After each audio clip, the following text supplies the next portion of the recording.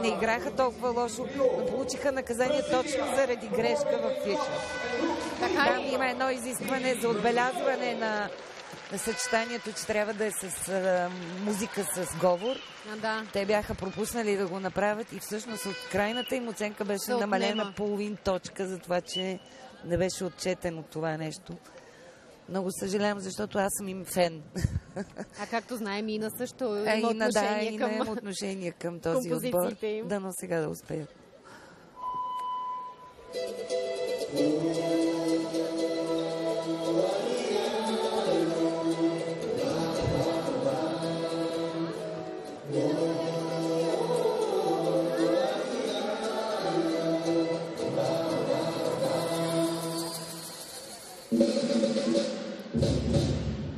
И най-понятното нещо, Бразилия да играе на бразилска музика. Как?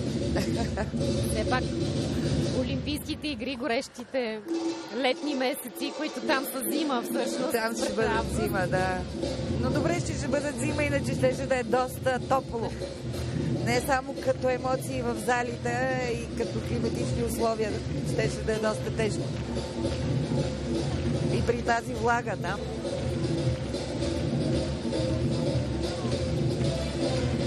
Между другото, помощник треньора на отбора е рускиня, която обаче работи много добре на едно младо момиче. За съжаление има грешка и то по време на смяна.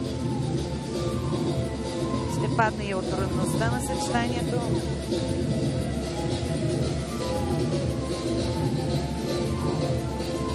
Вече ще се отрази на оценката за изпълнение.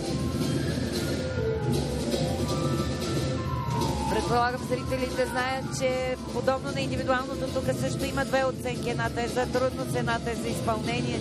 Съдейства се от два самостоятелни бригади. Но една грешка може да повлияе. Една грешка влияе, да. В повечето случаи влияе върху двете оценки. Лошото е, че тук беше при елемент с трудност в размяна, които са основни елементи на трудност в ансамбли. Да.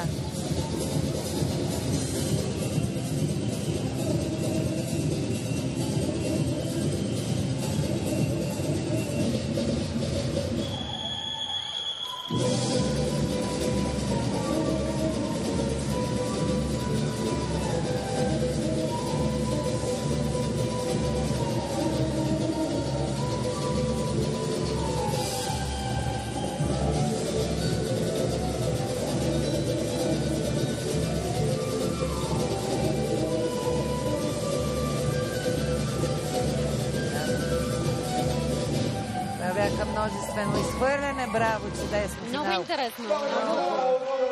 Много динамика имаше в композицията, интересни моменти. Жалко, че направиха тази грешка. Да видим, дано да успеят. И понеже съдейства на тестовото състезание в Рио, момичетата от Бразилия заслужиха ли си мястото в Олимпийския турнир, не само заради домакинството, те питам? Не, те в интересни не ги подреждахме в класирането. Те така или иначе си добиват домакинската.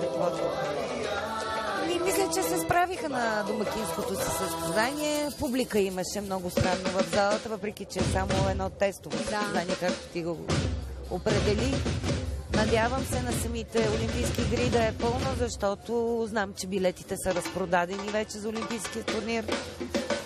Залата не е от най-добрите, смисъл имаме претенции към акустиката и, но надявам се тези неща да бъдат отстранени до състезанието.